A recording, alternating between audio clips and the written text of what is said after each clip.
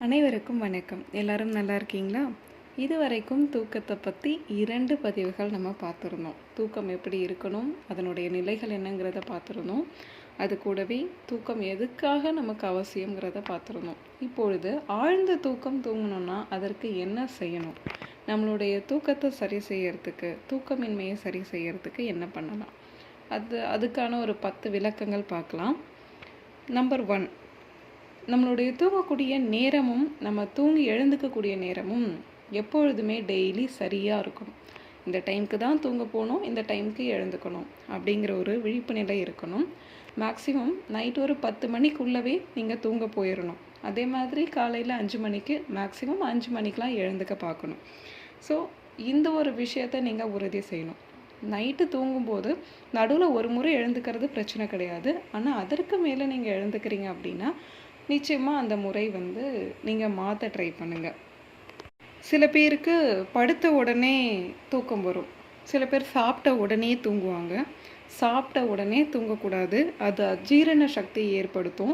ஆனால் சாப்பிட்ட உடனே படுத்தா உடனே தூங்கக்கூடியவங்க நிறைய பேர் இருப்பாங்க. ஆனால் அந்த தூக்கம் ஆழமான தூக்கமாக இருக்காது. அதுவும் இல்லாமல் ரொம்ப சீக்கிரமாகவே விழிப்பு வந்துடும். அதுக்கப்புறம் தூங்கிறதுக்கு ரொம்ப சிரமப்படுவாங்க. தூங்க போகிறதுக்கு 1 மணி நேரம் அல்லது 2 மணி நேரத்துக்கு முன்னாடியே இரவு உணவை முடிச்சுட்டு அதுக்கப்புறமா தூங்கிறதுக்கு போங்க.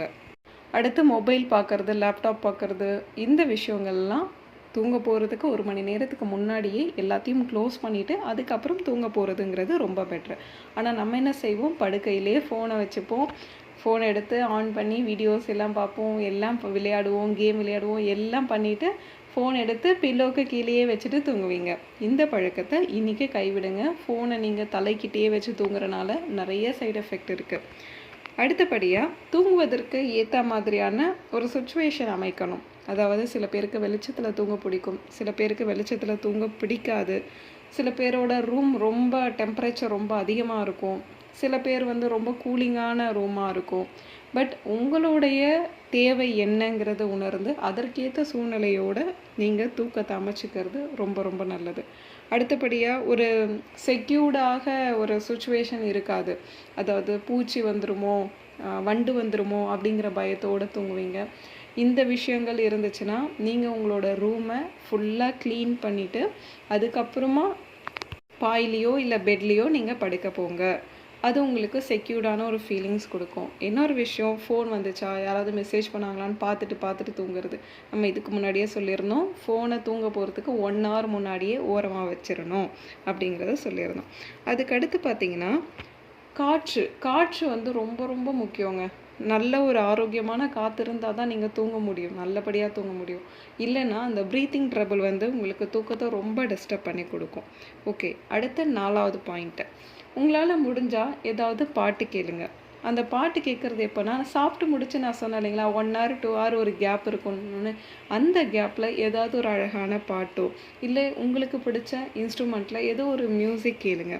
அது உங்களுக்கு மேலும் உங்களோட பிரெயினை தூங்கிறதுக்கு ரொம்பவே சப்போர்ட் பண்ணி கொடுக்கும்.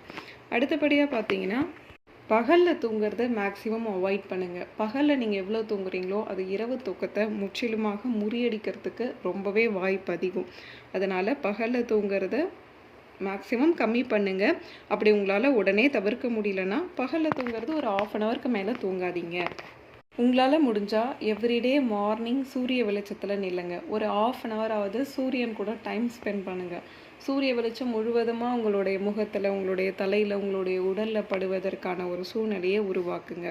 எந்த அளவு நீங்கள் சூரியனை, அதாவது காலை சூரிய வெளிச்சங்க, காலையில் ஒரு 6:30 மணிலேருந்து 8 மணிக்குள்ளே இருக்கிறோம் இல்லைங்களா, அந்த சூரிய வெளிச்சம், அந்த சூரிய கதிர்கள் உங்களுடைய உடலில் படணும். அது பார்த்திங்கன்னா உங்களுக்கு முழுக்க நோய் எதிர்ப்பு சக்தியை அதிகப்படுத்தி கொடுத்து உங்களுக்கு மேபி தூக்கமின்மை இருந்தாலும் அதை குணப்படுத்தி கொடுக்கக்கூடிய தன்மை சூரிய ஒளிக்கு இருக்குது. இது ஒளி மருத்துவம்னு சொல்லுவாங்க.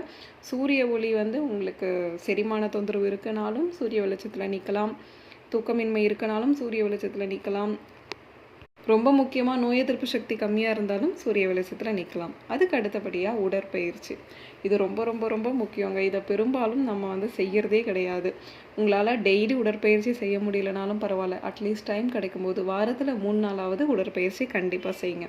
உடற்பயிற்சி எப்படி இருக்கணும்னா வேர்த்து ஊற்றணும், அந்த மாதிரி இருக்கணும். அடுத்து உணவு. மெக்னீசியம் அதிகமாக இருக்கக்கூடிய உணவுப் பொருட்களில் கொஞ்சம் சேர்த்துக்கோங்க. எதுலெல்லாம் மெக்னீசியம் அதிகமாக இருக்குது? கீரை வகைகள், வாழைப்பழம் இதெல்லாம் அதிகமாக உணவில் சேர்த்துக்கோங்க.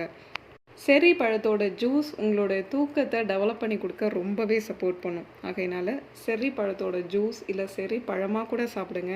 இது உங்களுக்கு மேலும் உங்களுடைய தூக்க பிரச்சனையை சரி பண்ணி கொடுக்கும்.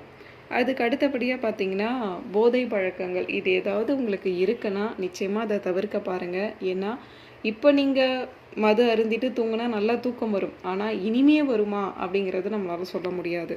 அதில் இருக்கக்கூடிய சில தன்மைகள் என்ன செய்யணும், நம்மளுடைய மூளையோட நரம்புகளை பாதித்து நமக்கு தூக்கமின்மை ஏற்படுத்தி கொடுக்க நிறையவே வாய்ப்புகள் இருக்குது.